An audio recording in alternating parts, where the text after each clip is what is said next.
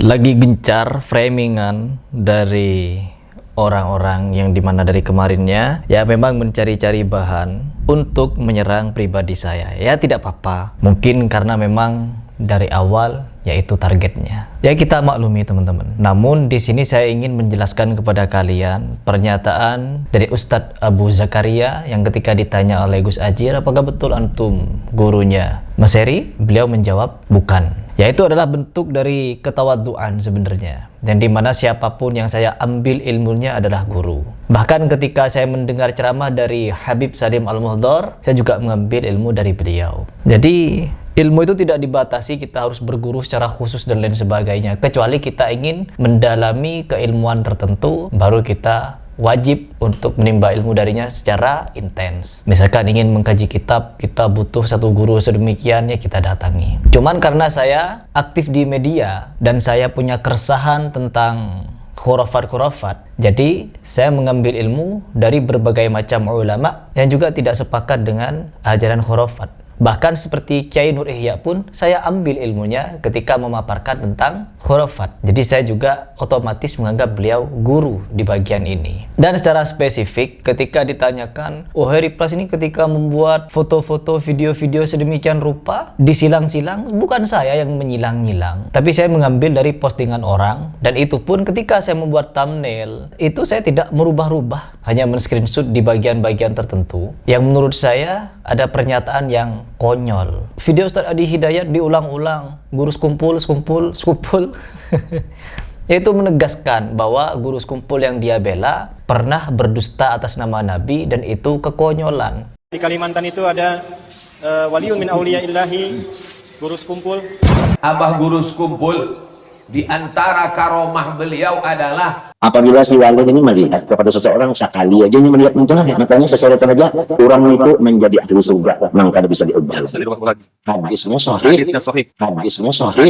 Jadi hanya bermodal dilihat wali bisa masuk surga. Dan ini katanya hadis sahih. Orang yang berdusta atas nama Nabi, kata Nabi apa? Persiapkanlah kursimu di neraka. Saya menganggap guru skumpul berdusta atas nama Nabi SAW. Artinya apa? Saya mendustakan hadis tersebut. Kalau benar ada dalilnya. Maka dari itu, saya meminta kepada siapapun kalian yang nantang-nantang saya, ingin saya minta maaf kepada ulama-ulama yang dia maksud. Hadirkan pembelaan kepada ulama yang dimaksud dengan cara apa? Paparkan dalil. Nah, di sini teman-teman, berbanding terbalik ketika saya seorang YouTuber yang baru belajar, yang masih belajar, dan memang ya gaya saya seperti ini, ya mau dibuat apa? Gaya kayak Idrus Ramli saja tidak ada yang bisa itu ngerem ketika memberikan pernyataan Wahabi, hantu alas, setan alas, hantu banyu, dan lain sebagainya, caci makian. Kalau ulamanya saja yang paham hukum katanya, paham Al-Quran, paham hadis, mengajarkan seperti itu,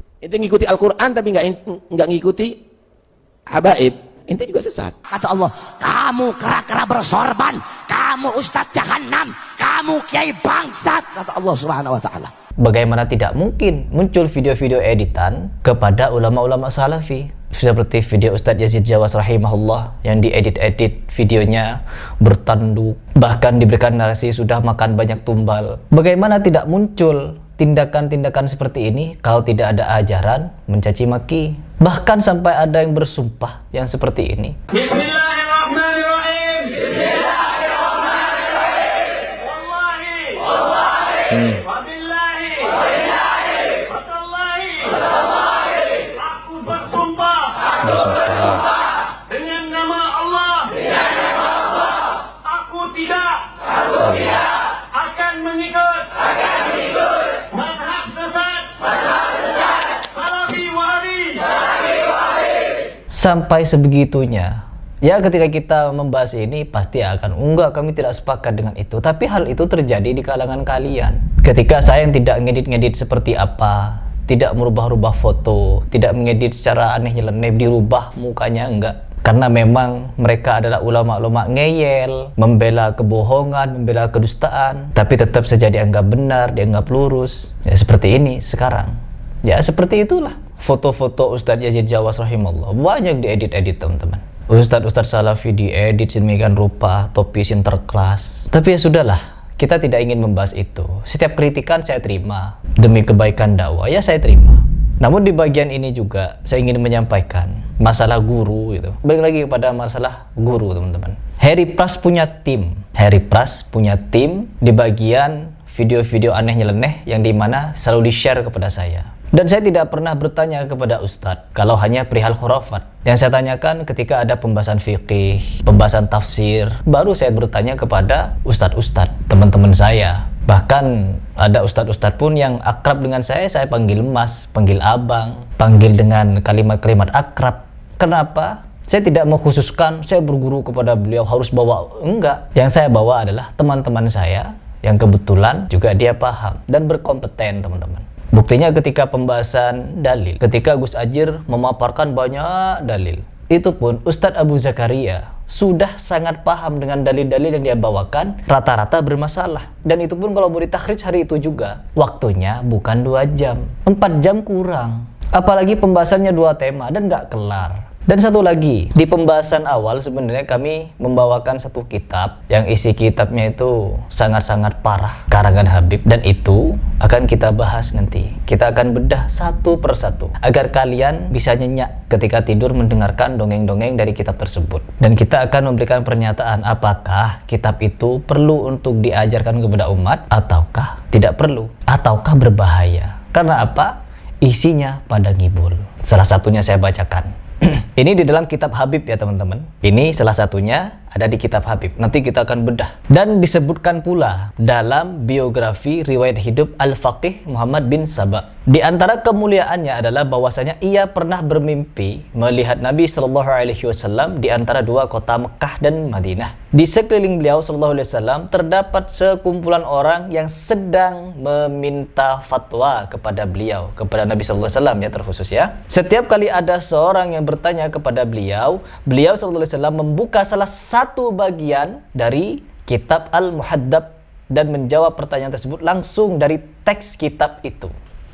Nabi SAW, teman-teman, bisa baca tulis. Pokoknya di mimpi Habib, Nabi bisa baca tulis. Dan ketika ditanyakan fatwa, Nabi SAW tidak langsung berfatwa, teman-teman. Tapi buka kitab dulu, baca-baca dulu. Oh, di halaman ini. Oh, ini fatwanya ini, fatwanya itu. Begitu katanya. Ini di kitab Habib. Ini kitab Habib yang sebenarnya ingin kita sampaikan di dialog kemarin, tapi tidak kesampaian karena waktunya tidak cukup. Tapi tidak apa-apa, it's okay. Kita akan bedah di video secara independen saja. Terus berikutnya apa katanya? Lalu ia, Muhammad bin Saba berkata, maka aku pun kembali menekuni bidang fatwa dan bertaubat berhenti dari jabatan hakim setelah melihat beliau SAW memberikan fatwa merujuk pada kitab Al-Muhaddab. Apa gak konyol? Nabi SAW dimimpikan ketika ingin berfatwa harus buka kitab dulu. Padahal isi kitabnya ya ada fatwa Nabi SAW juga di sana. Apakah Nabi lupa kepada fatwa-fatwanya? Dan indikasinya ini pasti merendahkan Nabi, teman-teman. Karena Nabi seolah-olah di situ tidak paham hukum, harus buka kitab dulu untuk berfatwa ini, berfatwa itu. Inna lillahi wa inna ilaihi raji'un. Ini ada di kitab Habib. Jadi untuk cerita-cerita berikutnya kita akan bedah di video yang lain. Jadi bagaimana kalau menurut kalian dengan cerita semacam ini? Apakah ini bukan perendahan kepada Nabi? Silahkan dipikir.